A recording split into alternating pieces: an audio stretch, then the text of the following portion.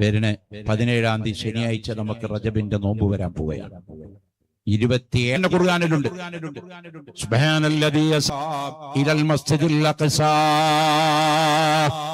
അല്ലാഹുവിന്റെ റസൂലിനെ മസ്ജിദുൽ ഹറമിൽ നിന്ന് ബൈത്തുൽ മുഖദ്ദസിലേക്ക് ജിബ്രീൽ അലൈഹിസ്സലാം എന്ന മലക്ക് വന്ന് വിളിച്ചിട്ട് ബുറാഖ് എന്ന് പറയുന്ന വാഹനപ്പുറത്ത് കയറ്റിയിട്ട് ബൈത്തുൽ മുഖദ്ദസിൽ കൊണ്ടുപോയി ഇറക്കി. എന്നിട്ട് അവിടെ വെച്ച് നിസ്കരിച്ചു. അവിടെയുള്ള നബിമാരുടെ മഖ്ബറകൾ റസൂലുള്ള സിയാറത്ത് ചെയ്തു. ഈ മിഅ്റാജ് എന്ന് പലതും പഠിക്കാനുണ്ട്. ഇസ്രാ 1, 2, 10, 20, 30 അല്ല, ലക്ഷങ്ങളല്ല, കോടികൾ പഠിച്ചാലും തീരൂല. കാരണം ഒന്ന്, അല്ലാഹുവിന്റെ റസൂലിനെ 1,00,000 റക്അത്തിന്റെ പ്രതിഫലമാണ് മസ്ജിദുൽ ഹറമിൽ 1 റക്അത്ത് നിസ്കരിച്ചാൽ. ഈ നമ്മുടെ ഇവിടുത്തെ ഈ നാട്ടിലെ പള്ളിയിൽ നിസ്കരിച്ചാലും, മംഗലാപുരത്തെ പള്ളിയിൽ നിസ്കരിച്ചാലും, ഉള്ളാളത്തെ പള്ളിയിൽ നിസ്കരിച്ചാലും, കാജൂരിലെ പള്ളിയിൽ നിസ്കരിച്ചാലും, ജാമിഉൽ ഫുത്തൂഹിൽ നിസ്കരിച്ചാലും, ഗ്രാൻഡ് മോസ്കിൽ നിസ്കരിച്ചാലും, ഇനി വേറെ ഏത് പള്ളിയിൽ പോയി നിസ്കരിച്ചാലും അവിടൊക്കെ 1 റക്അത്തിന് 1 റക്അത്ത് തന്നെ കൂലിയുള്ളത്. പക്ഷെ ആ 1 റക്അത്ത് മക്കത്തെ മസ്ജിദുൽ ഹറമിൽ നിസ്കരിച്ചാൽ മറ്റു പള്ളികളിൽ 1,00,000 റക്അത്തിന്റെ പ്രതിഫലം അവിടെ 1 റക്അത്തിന് കിട്ടും. അത്ര പ്രതിഫലമുള്ള പള്ളിയാണ് മസ്ജിദുൽ ഹറം. കഅബ നിൽക്കുന്ന അതിന്റെ ചുറ്റുഭാഗത്തുള്ള ആ പള്ളി. ആ പള്ളിയിൽ നിന്നാണ് റഹ്മത്തുൽ ആലമീൻ സല്ലല്ലാഹു അലൈഹി വസല്ലം തങ്ങളെ അല്ലാഹു തആല ബുറാഖ് എന്ന് പറയുന്ന വാഹനപ്പുറത്ത് കയറ്റി ജിബ്രീൽ അലൈഹിസ്സലാം എന്ന മലക്കിനെ കൊണ്ട് നേരെ കൊണ്ടുപോകുന്നത് എവിടേക്കാണ്? ബൈത്തുൽ മുഖദ്ദസ് അല്ലേ? മസ്ജിദുൽ ഖുദ്സ് എന്നൊക്കെ പറയുന്ന ആ ബൈത്തുൽ മുഖദ്ദസിലേക്ക് കൊണ്ടുപോയി. ഖുർആൻ പറയുന്നു. എന്തിനായി കൊണ്ടുപോയത്? നിസ്കരിക്കാനാണെങ്കിൽ ഇപ്പൊ മക്കത്തെ പള്ളിയല്ലേ ഏറ്റവും വലിയ പള്ളി. കൂലി കൊണ്ടും പള്ളി കൊണ്ടും എല്ലാം കൊണ്ടും വലിയ പള്ളി മക്കത്തെ പള്ളിയാണ്, മസ്ജിദുൽ ഹറമാ. അതിന് ബൈത്തുൽ മുഖദ്ദസിലേക്ക് ആകുമ്പോ കൂലി കുറയല്ലേ? എന്തിനാണ് അങ്ങോട്ട് കൊണ്ടുപോയത്? അല്ലാഹു ആയത്തിൽ പറഞ്ഞിട്ടുണ്ട്. ഇതിന്റെ കാരണം എന്താണെന്നറിയോ? മക്കത്തെ പള്ളിക്കില്ലാത്തൊരു പ്രത്യേകത ബൈത്തുൽ മുഖദ്ദസിനുണ്ട്. അതെന്താണ്? ഖുർആൻ നോക്കിയാ കാണാനുള്ളത്. ബാറക്നാ ഹൗലഹു. ആ മസ്ജിദുൽ അഖ്സയുടെ ചുറ്റുഭാഗം അല്ലാഹു തആല ബറക്കത്ത് ചെയ്തിട്ടുണ്ടെന്ന് ഖുർആൻ പറയുന്നു. ബാറക്നാ, നാം ബറക്കത്ത് ചെയ്തു. ഹൗലഹു, ആ മസ്ജിദുൽ അഖ്സയുടെ ചുറ്റുഭാഗം. മക്കത്തെ പള്ളിയുടെ ഉള്ളിൽ ബറക്കത്തുണ്ട്, പക്ഷേ ബൈത്തുൽ മുഖദ്ദസിന്റെ ഉള്ളിലും ബറക്കത്തുണ്ട്. അല്ലാഹു പറയുന്നു ബാറക്നാ ഹൗലഹു, ആ പള്ളിയുടെ ചുറ്റുഭാഗത്തും ബറക്കത്തുണ്ട്. ഈ ആയത്ത് വിശദീകരിച്ച മുഫസ്സിറുകൾ രേഖപ്പെടുത്തിയത് വൽ മുറാദു ബിൽ ബറക്കത്തി, ഇവിടെ ബറക്കത്ത് കൊണ്ട് ഉദ്ദേശിക്കുന്നത് എന്താണെന്നറിയോ? ബിഖുബൂരിൽ അംബിയാഇ വൽ ഔലിയാഇ വസ്വാലിഹീൻ. അല്ലാഹുവിന്റെ അംബിയാക്കന്മാരുടെ, ഔലിയാക്കന്മാരുടെ, സ്വാലിഹീങ്ങളുടെ മഖ്ബറകളുള്ള പള്ളിയാണ് ബൈത്തുൽ മുഖദ്ദസ്. സുലൈമാൻ നബി അലൈഹിസ്സലാമിന്റെ ഖബർ അവിടെയാണ്. കലീമുല്ലാഹി മൂസാ നബി അലൈഹിസ്സലാമിന്റെ ഖബർ അവിടെയാണ്. എണ്ണമറ്റ അമ്പിയാക്കൾ വേറെയും അവരുടെ ഖബറുകൾ അവിടെയുണ്ട്. നിരവധി സ്വാലിഹീങ്ങളുടെ മഖ്ബർ അവിടെയുണ്ട്. ഔലിയാക്കളുടെ മഖ്ബർ അവിടെയുണ്ട്. അമ്പിയാക്കളുടെ മഖ്ബർ അവിടെയുണ്ട്. സ്വാലിഹീങ്ങളുടെ മഖ്ബർ അവിടെയുണ്ട്. അവിടെ ബറക്കത്തുണ്ട് കേട്ടോ. പറഞ്ഞത് ഞാനല്ല, നിങ്ങളല്ല, ഖുർആനാണ്. റഹ്മത്തുൽ ആലമീൻ സല്ലല്ലാഹു അലൈഹി വസല്ലം തങ്ങൾ മിഅ്റാജിന് പോകുമ്പോ ബൈത്തുൽ മുഖദ്ദസിൽ ചെന്നിട്ട് എന്താ ചെയ്തത്? അവിടെ നിസ്കരിച്ചു. ചെറിയ നിസ്കാരമല്ല, എല്ലാ നബിമാരെയും വിളിച്ചു വരുത്തി അവിടെ ഇമാമെന്ന് മുത്തുനബി സല്ലല്ലാഹു അലൈഹി വസല്ലം നിസ്കരിച്ചു. അത് കൂടാതെ അവിടെ ചെയ്ത ഒരു പ്രധാന പണി എന്താ? ബുഖാരി നോക്കിയാൽ കാണാം. മഹാനായ കലീമുല്ലാഹി മൂസ അലൈഹിസ്സലാമിന്റെ ഖബറിന്റെ അടുത്ത് മുത്തുനബി ചെന്നു. ബുഖാരിയിലുണ്ട്, മറ്റു ഹദീസുകളിലൊക്കെ നോക്കിയാൽ കാണാം. എന്നിട്ട് കലീമുല്ലാഹി മൂസാ നബി അലൈഹിസ്സലാമിന്റെ ഖബറിന്റെ അവിടെ ചെന്നിട്ട് ഹബീബായ തങ്ങളൊരു സലാം പറഞ്ഞു. അസ്സലാമു അലൈക്കും യാ കലീമുല്ലാഹി മൂസാ. അല്ലാഹുവിനോട് സംസാരിക്കാൻ ഭാഗ്യം ലഭിച്ച മൂസാ നബിയെ, നിങ്ങൾക്ക് അല്ലാഹുവിന്റെ രക്ഷ ഉണ്ടാവട്ടെ, ഒരു സലാം. റഹ്മത്തുൽ ആലമീൻ തങ്ങൾ പറയാണ്, ഞാൻ മൂസാ നബിക്ക് ഒരു ഖബറിന്റെ അടുത്ത് എന്നൊരു സലാം പറഞ്ഞപ്പോ റഅയ്തു മൂസാ നബി അലൈഹിസ്സലാമിനെ ഞാൻ കണ്ടു. ഖബറിലേക്ക് റസൂലുള്ളാഹി നോക്കിയപ്പോ കാണാൻ എന്താണ് മൂസാ നബിനെ എങ്ങനെ കാണുന്നത്? വഹുവ ഖായിമുൻ, അദ്ദേഹം നിൽക്കുന്നു. യുസല്ലി ഫിൽ ഖബരി, ഖബറിൽ എഴുന്നേറ്റ് നിന്ന് നിസ്കരിക്കുന്നു. ആര്? കലീമുല്ലാഹി മൂസ. കേട്ടോ, മുത്തുനബി ജനിക്കണേന്റെ ആയിരക്കണക്കിന് വർഷങ്ങൾക്ക് മുമ്പ് മരണപ്പെട്ടു പോയ പ്രവാചകനാണ് കലീമുല്ലാഹി മൂസ അലൈഹിസ്സലാം. കേട്ടോ, ആ മൂസാ നബിനെ ഖബറിൽ റസൂലുള്ള കാണുകയാണ്. എങ്ങനെ കാണുന്നത്? നിസ്കരിക്കുന്നതായിട്ട് കാണുകയാണ്. അപ്പൊ ഒരു കാര്യം ഉറപ്പല്ലേ, അമ്പിയാക്കള് സ്വാലിഹീങ്ങള് മരിച്ചാൽ അവരുടെ ശരീരം ചെതലോ മണ്ണോ പുറ്റോ തൊടില്ല. അതാണ് റഹ്മത്തുൽ ആലമീൻ സല്ലല്ലാഹു അലൈഹി വസല്ലം തങ്ങൾ പറഞ്ഞത്, ഇന്നല്ലാഹ ഹറമ അലൽ അർളി അജ്സാദൽ അംബിയാ. അമ്പിയാക്കളുടെ ശരീരം മണ്ണ് തിന്നൽ ഞാൻ മണ്ണിനെ ഹറാമാക്കിയിട്ടുണ്ട്. ഒരു നബിയുടെ ശരീരവും മണ്ണ് തൊടൂല, ഒരു നബിയുടെ ശരീരവും ചതിര് തൊടൂല, ഒരു നബിയുടെ ശരീരത്തിലും പുഴു തൊടൂല. ഖിയാമത്ത് നാൾ വരെ ഒരു കേടുപാടും കൂടാതെ അവരൊക്കെ ഖബറിൽ ഹയാത്തിൽ കിടക്കും. ഇത് റസൂലുള്ള പറഞ്ഞതാ. ഇതിൽ സംശയിക്കുന്ന ബിദഈകള്, അവരുടെ പേരൊന്നും ഞാൻ മെൻഷൻ ചെയ്യുന്നില്ല, ബിദഈകൾ എന്ന് മൊത്തത്തിൽ പറയാം. അവര് പേച്ചോരല്ലെങ്കിൽ പിന്നെ ആരാടോ പേച്ചോര്? ഹബീബായ തങ്ങള് പറയാ, ഞാൻ മൂസാ നബിക്ക് സലാം പറഞ്ഞപ്പോ ഖബറിൽ മൂസാ നബിനെ കണ്ടു. ഇനി പോട്ടെ, ആ ഹബീബായ തങ്ങള് അവിടുന്ന് മൂസാ നബിക്ക് സലാമൊക്കെ പറഞ്ഞ് ഖബർ സിയാറത്തൊക്കെ ചെയ്ത് മറ്റ് നബിമാർക്കൊക്കെ ഖബർ സിയാറത്ത് ചെയ്ത് ദ്വാരന്നിട്ട് ബുറാക്കിന്റെ പുറത്ത് കയറി ബൈത്തുൽ മുഖദ്ദസ് നേരെ പൊന്തണത് ഇവിടെ ഒന്നാം ആകാശത്തേക്ക് ഒരൊറ്റ പോക്ക. അവിടുന്ന് ആദം നബിനെ കണ്ട് സലാം പറഞ്ഞു, 2 കയറി. അവിടെ നബിമാരെ കണ്ട് 3 കയറി, 4 കയറി, 5 കയറി, 6 കയറി, 7 കടന്നു. ആകാശത്തിന്റെ പ്രപഞ്ചത്തിന്റെ ചെക്ക് പോസ്റ്റായ സിദ്റത്തുൽ മുൻതഹ. ഞാനിപ്പോ ഇങ്ങോട്ട് അതിന് വരുമ്പോ ഇന്ന് കാസർഗോഡ് വരെ ഞാൻ ട്രെയിനിനാ വന്നത്. ഇന്നലെ ശൈഖുന ഉസ്താദിന്റെ കേരള യാത്രയോ ബന്ധപ്പെട്ട് നാട്ടിൽ ഒരുപാട് തിരക്കുകളുള്ളത് കൊണ്ട് ട്രെയിനായ മാർഗമുള്ളൂ, പിന്നെ വരാൻ വേറെ മാർഗവുമില്ല. സത്യത്തിൽ ഞാൻ കഴിഞ്ഞ 2 ആഴ്ചയായിട്ട് ഒരു പരിപാടിക്ക് പോയിട്ടില്ല. എന്റെ സൗണ്ട് ഭയങ്കര പ്രശ്നമായി. എന്റെ വോക്കോയിൽ എന്ന് പറഞ്ഞ് നമ്മൾ പ്രസംഗിക്കുന്ന 2 സാധനം ഇപ്പുറത്ത് 2 എണ്ണം ഉണ്ട്. അത് 2 ഈ ശബ്ദം വരുന്നത്. അതിൽ ഒരെണ്ണത്തിന് ലെഫ്റ്റ് സൈഡിലെ സാധനത്തിന് ഇൻഫെക്ഷൻ വന്ന് നീര് വന്ന് അത് ചുവന്ന റെഡ് കളറായി മാറി. അപ്പൊ നമ്മൾക്ക് സ്വന്തം ആശുപത്രിയൊക്കെ ഉള്ളതുകൊണ്ട് പിന്നെ ഡോക്ടറെ കാണാനും മെഡിസിനൊന്നും പൈസ കൊണ്ടാ. അവിടെ ചെന്നപ്പോ എന്നോട് ENT ഡോക്ടർ തൊണ്ടയിലേക്ക് ഒരു സ്കാൻ ചെയ്ത് ഇറക്കിയിട്ട് നോക്കിയിട്ട് പറഞ്ഞു, sir please, I am really very sorry, 2 week sir പ്രസംഗിക്കാൻ പാടില്ല. പ്രസംഗിച്ചാൽ സാറിന്റെ തൊണ്ടയുടെ പരിപ്പ് പോകും. അതുകൊണ്ട് അന്ന് എനിക്ക് തിരൂരാണ്, മലപ്പുറം ജില്ലയിൽ തിരൂരുമായതുണ്ട്. പിറ്റേ ദിവസം വേറെ ഒരു ഞാൻ നേരിട്ട് നടത്തുന്ന ഒരു സ്ഥാപനമുണ്ട്, കിടങ്ങൂര് മക്കാം റൗദത്തുൽ ഉലമാ ഹിഫ്ദുൽ ഖുർആൻ കോളേജ്. ആ സ്ഥാപനത്തില് അവിടുത്തെ സലാത്ത് മാസാമാസമുള്ള ഉപ്പാപ്പാടെ ഹദറത്തിൽ നടക്കുന്ന സലാത്തിൽ ഞാനാണ് പ്രസംഗിക്കാറും സലാത്തിന് നേതൃത്വം. ഈ 2 പരിപാടി ഒരു നിലക്ക് ഒഴിവാക്കാൻ പറ്റില്ല. അപ്പോൾ പിന്നെ എന്ത് ചെയ്യും? കുറച്ച് പരിപാടികളൊക്കെ ഉണ്ടായിരുന്ന ഒരു നേരത്തെ സംഘാടകരോട് വിളിച്ചു പറഞ്ഞ് നിങ്ങൾ എന്തെങ്കിലും ചെയ്യണമെന്ന് ചോദിച്ചു. ഈ 2 പരിപാടിക്ക് പോയി 3.5 മണിക്കൂർ പ്രസംഗിച്ചു. പക്ഷെ അപ്പോൾ എന്റെ സൗണ്ട് പിന്നെ തീരെ ഇല്ലാതെ. അല്ലാ, ഞാൻ എന്നും 43 കൊല്ലായി ഇടതടവില്ലാതെ മുടങ്ങാതെ ഹബീബായ തങ്ങളെ കാണണമെന്ന ഇഷ്ക് അത് ഖൽബിൽ വെച്ച് ചെല്ലുന്ന സലാത്താണ് സലാത്തു താജി. അത് മുജറബാണ്. ആ സലാത്ത് ചൊല്ലിയിട്ട് ഡോക്ടർ മരുന്നും കുറച്ച് കഴിച്ചു, ബാക്കി ഇന്റെ മരുന്ന് ഇതും കഴിച്ചു. ഇപ്പൊ അത്യാവശ്യം പ്രസംഗിക്കാനുള്ള ഒരു കപ്പാസിറ്റി വന്നിട്ട് 2-3 ദിവസമേ ആയിട്ടുള്ളൂ. നാളെ വരെ ഉണ്ടായിരുന്ന ഒരു പരിപാടി കർണാടക സ്റ്റേറ്റിൽ തന്നെ ആയിരുന്നു. ഞാൻ അവരോട് നേരത്തെ വിളിച്ചു പറഞ്ഞു, എനിക്ക് വരാൻ കഴിയില്ല, നിങ്ങൾ വേറെ ആളെ നോക്കിയിട്ട് ശരിയാക്കണം, സൗണ്ട് ശരിയല്ല എന്ന് പറഞ്ഞു. ഇപ്പോഴും 100% ശരിയായിട്ടില്ല. അതുകൊണ്ട് ഉള്ള അഡ്ജസ്റ്റ് ചെയ്ത് നമ്മളെ ജൗഹരി ഉസ്താദ് ഒരു പ്രഭാഷകനാണല്ലോ, അപ്പൊ അദ്ദേഹത്തിനോട് ഞാൻ വിളിച്ചു ചോദിച്ചു, ഞാൻ വരണോ വെച്ചു. ഉസ്താദ് എന്തായാലും വന്നേ പറ്റുള്ളൂ എന്ന് പറഞ്ഞ്, അതുകൊണ്ട് നേരത്തെ ഇവിടെ ഞാൻ ട്രെയിൻ വഴിയായിട്ടാണ് ഇവിടെ എത്തിയത് എന്ന് ഞാൻ പറയാണ്. സുബ്ഹാനല്ലാഹ്. അതുകൊണ്ട് കുറച്ച് നേരത്തെ ഇവിടെ എത്തപ്പെടാൻ എനിക്ക് സാധിച്ചു. പ്രിയപ്പെട്ട സഹോദരന്മാരെ, ഞാൻ സുദീർഘമായ പഴയകാലൊക്കെ 2, 4, 10 മണിക്കൂറൊക്കെ എന്ന് പറഞ്ഞാൽ ഒന്നും തോന്നാട്ടൊരു കാലം ഉണ്ടായിരുന്നു.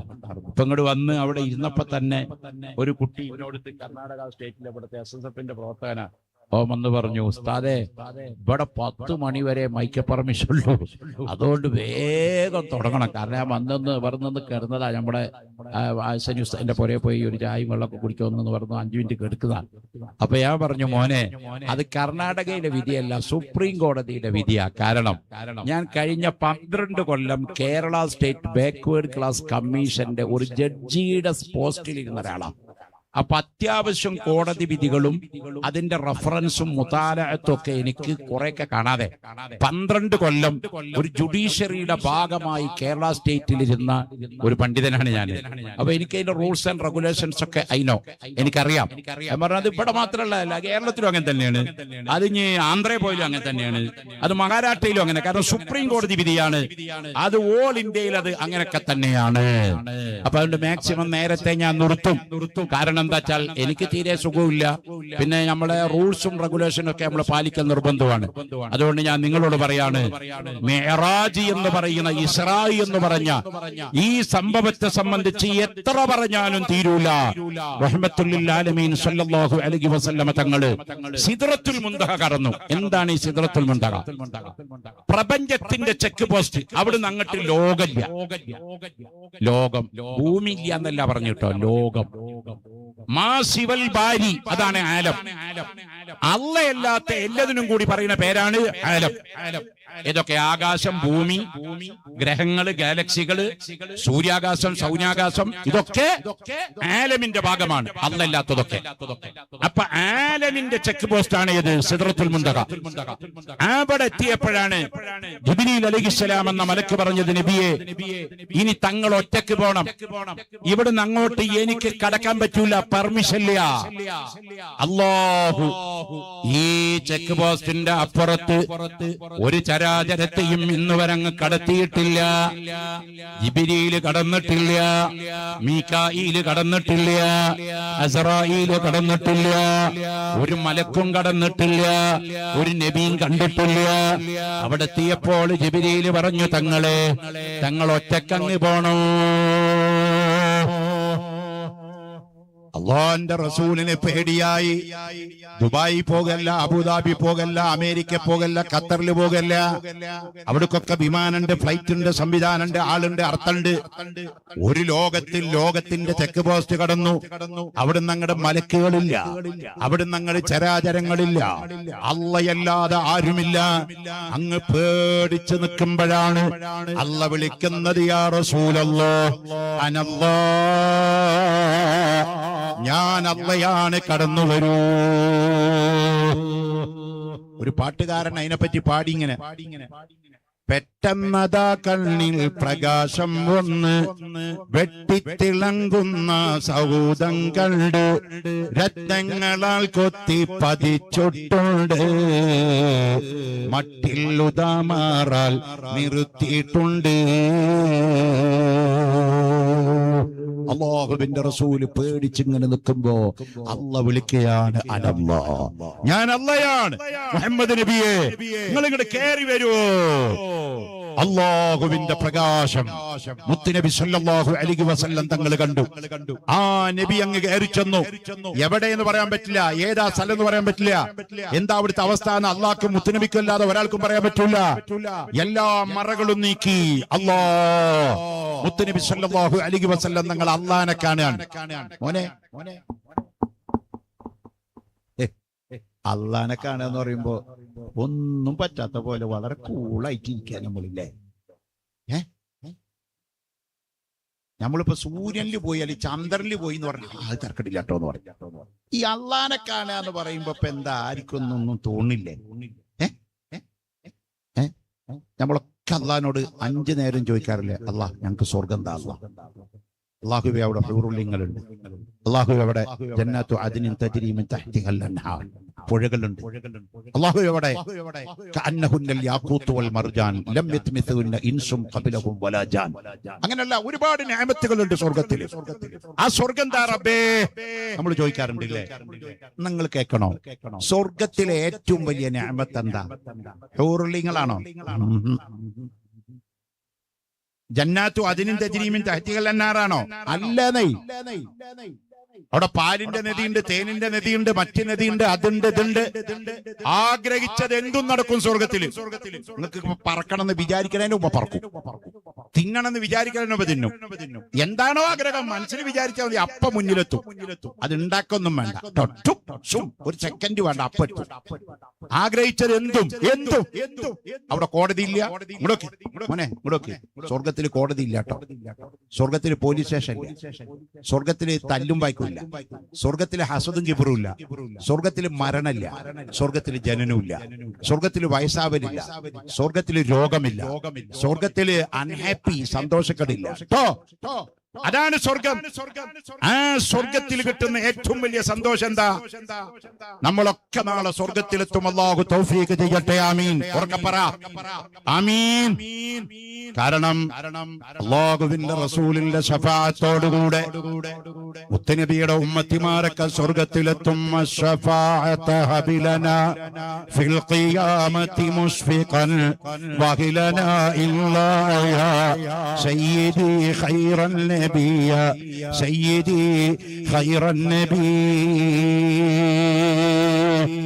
അങ്ങനെ റസൂലുള്ളാഹിന്റെ ശഫാഅത്തോടുകൂടെ അവശേഷിക്കുന്ന മുസ്ലിമീങ്ങളും സ്വർഗം കടന്നാൽ സ്വർഗത്തിൽ അങ്ങ് കയറിയിട്ടോ അവിടുത്തെ വെള്ളം കുടിച്ച് അവിടുത്തെ പെണ്ണുങ്ങളോട് ഉല്ലസിച്ച് അവിടുത്തെ അനുഗ്രഹങ്ങളിൽ മയങ്ങി മയങ്ങി സുഖിച്ചിങ്ങനെ ജീവിക്കുമ്പോ അല്ലാഹ് ചോദിക്കും സ്വർഗത്തിലെ ജനങ്ങളോട്, ഇന്നല്ലദീന ഖാലൂ റബ്ബുനല്ലാഹു സുമ്മ ഇസ്തഖാമൂ തതനസ്സലു അലൈഹിമുൽ മലായിക അല്ലാ തഖാഫൂ വലാ തഹ്സനൂ വഅബ്ശിറൂ ബിൽ ജന്നത്തില്ലതീ കുന്തും തുഅദൂൻ. ഓ ജനങ്ങളെ, നിങ്ങൾക്ക് സ്വർഗമുണ്ട് എന്ന് പറഞ്ഞപ്പോ, നരകമുണ്ട് എന്ന് പറഞ്ഞപ്പോ, നിങ്ങൾ അല്ലാഹുവിനെ കൊണ്ട് വിശ്വസിച്ച് നിങ്ങൾ മരിക്കുമ്പോ പേടിക്കണ്ട, നിങ്ങൾക്ക് സ്വർഗമുണ്ട് എന്ന് പറഞ്ഞില്ലേ? ആ സ്വർഗം നിങ്ങൾക്ക് ഇപ്പൊ കിട്ടിയില്ലേ? മുഅ്മിനീങ്ങളോട് അല്ലാഹ് ചോദിക്കുക സ്വർഗത്തില്.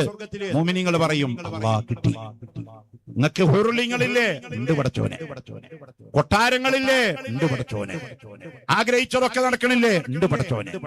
സുഖത്തിന് വല്ല കുറവുണ്ടോ? ഇല്ല പടച്ചോനെ. ഞങ്ങൾ സുഖിച്ചിട്ടിങ്ങനെ ആകെ സുഖിയാന്മാരായി ജീവിക്കാൻ. അപ്പ അല്ലാഹ് പറയാ, സ്വർഗത്തിലെ ജനങ്ങളെ, മോമിനീങ്ങളെ, മുത്തഖീങ്ങളെ, നിങ്ങൾ സുഖം കണ്ടിട്ടില്ല. അപ്പൊ സ്വർഗത്തിലുള്ള ജനങ്ങൾ മൂക്കത്ത് വെല്ലു ചോദിക്കും, സുബ്ഹാനല്ലാഹ്, എന്താ അല്ലാഹ് ഈ പറയുന്നത്? ഈ സൂചിച്ചതൊന്നും സുഖല്ലേ? എത്ര ഹോറുല്യങ്ങൾ, എത്ര നദികള്, എത്ര കൊട്ടാരം.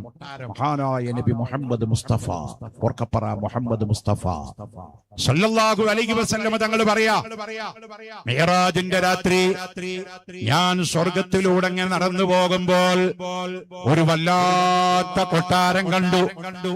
ആ കൊട്ടാരത്തിന്റെ മുന്നിലും പെണ്ണിലും ധാരാളം ഹൂറുല്യങ്ങളെ കണ്ടു.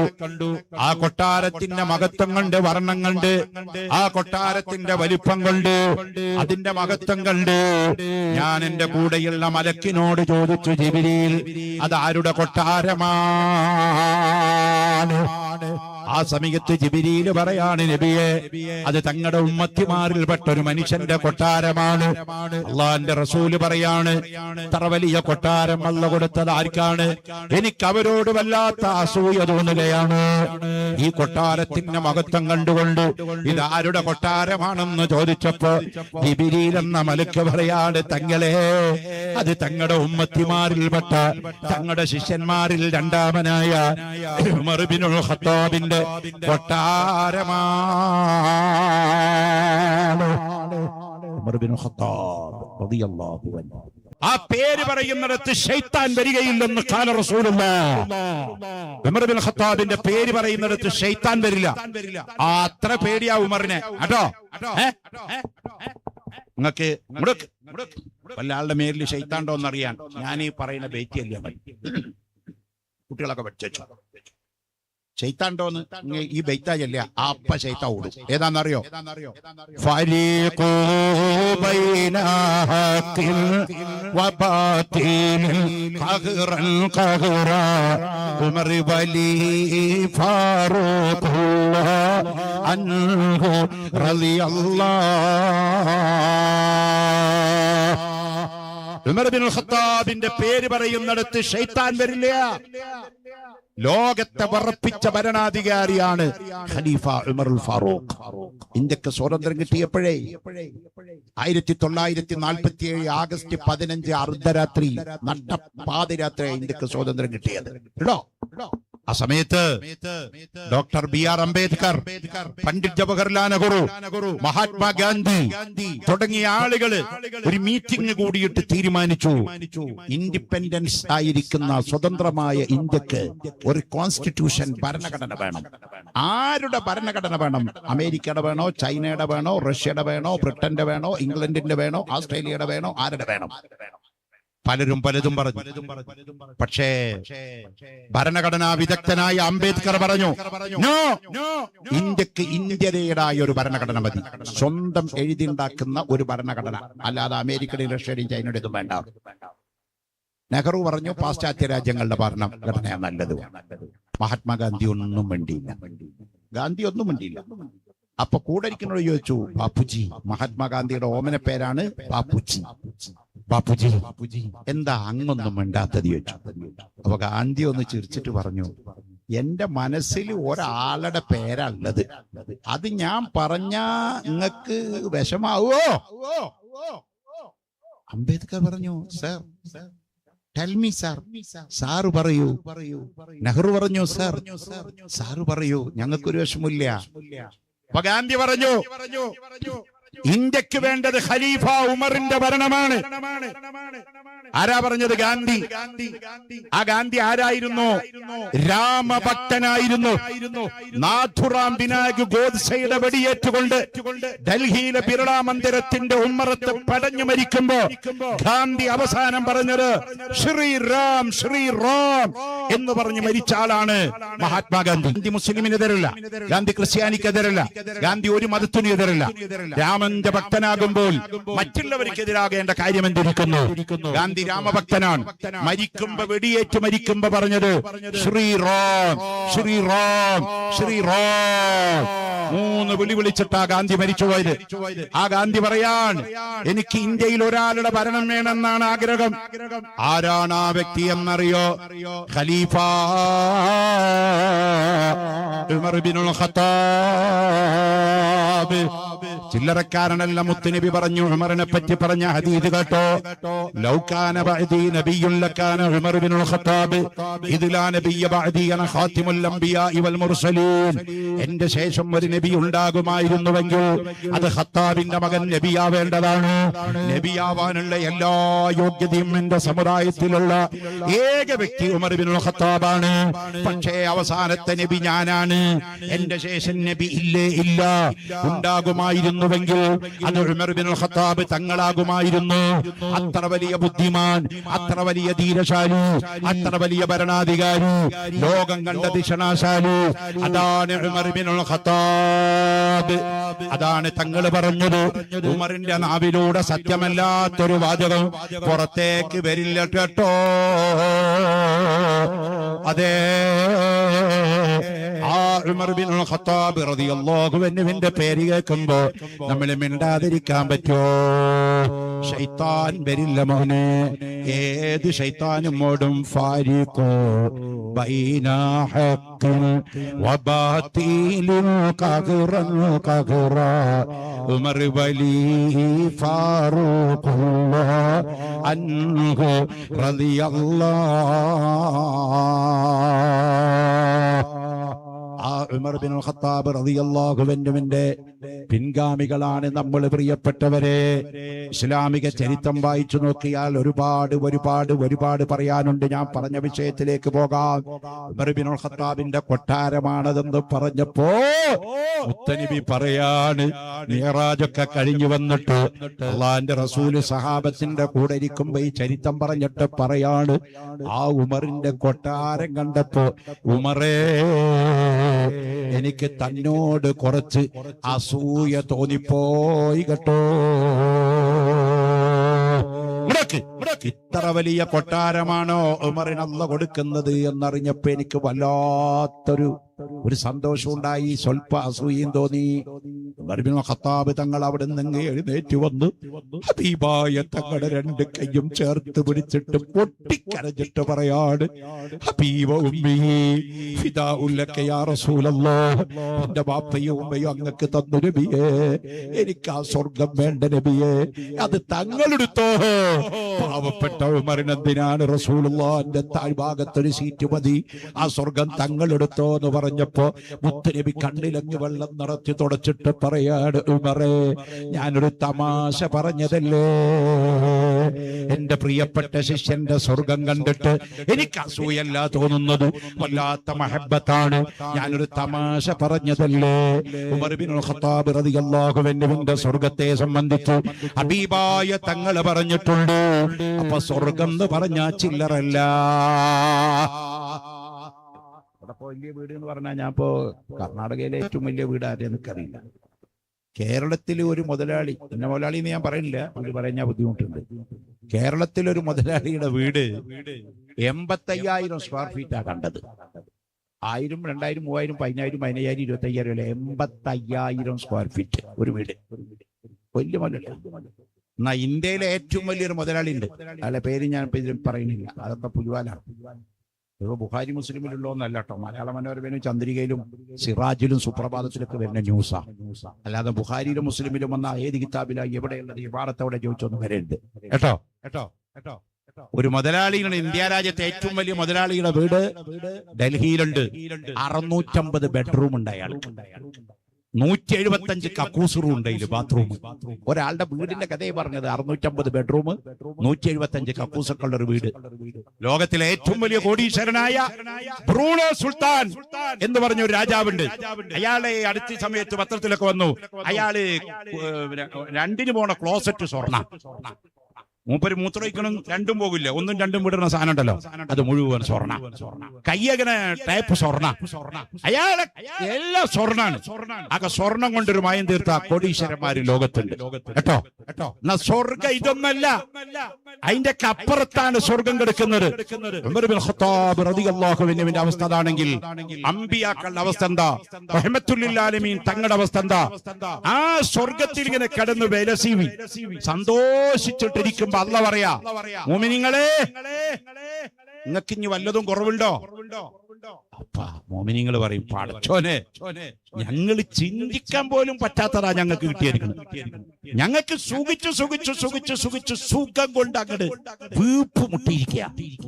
ഇനി ഞങ്ങൾക്ക് ഒന്നും വേണ്ട അല്ലാഹ്. വല്ലാത്ത സുഖം. അപ്പൊ അല്ലാഹ് പറയാ, മുഅ്മിനീങ്ങളെ നിങ്ങൾ സുഖം കണ്ടിട്ടില്ല, നിങ്ങൾക്ക് സുഖം വന്നിട്ടില്ല, നിങ്ങൾ സുഖം കേട്ടിട്ടില്ല, സുഖം വരാതിരിക്കണേ ഉള്ളൂ. ഇപ്പൊ മുത്തഖീങ്ങളായ മുഅ്മിനീങ്ങൾ പറയാ, സുബ്ഹാനല്ലാഹ്, ഇനി എന്ത് സുഖാ റബ്ബേ, ഇതിലും വലിയ സുഖം, ഇത്ര വലിയ കൊട്ടാരും അനുഗ്രഹവും എല്ലാം ആഗ്രഹിച്ചതൊക്കെ നടക്കുക, ഇനിത്തിലും വലുതോ? അല്ലാഹ് പറയാണ്, വരുന്നുണ്ട്. അപ്പൊ മുഅ്മിനീങ്ങൾ ചോദിക്കുകയാണ്, അതെന്താണല്ലോ? അല്ലാഹ് പറയാണ്, സ്വർഗത്തിലേക്ക് റബ്ബായ ഞാൻ വരികയാണ്. അല്ലാഹു ഹാദിറു, അല്ലാഹു നാദിറു, അല്ലാഹു ഷാഹിദു, അല്ലാഹു മഈ, അന്തൽ ഹാദി അന്തൽ ഹഖ് ലൈസൽ ഹാദി ഇല്ലാഹു.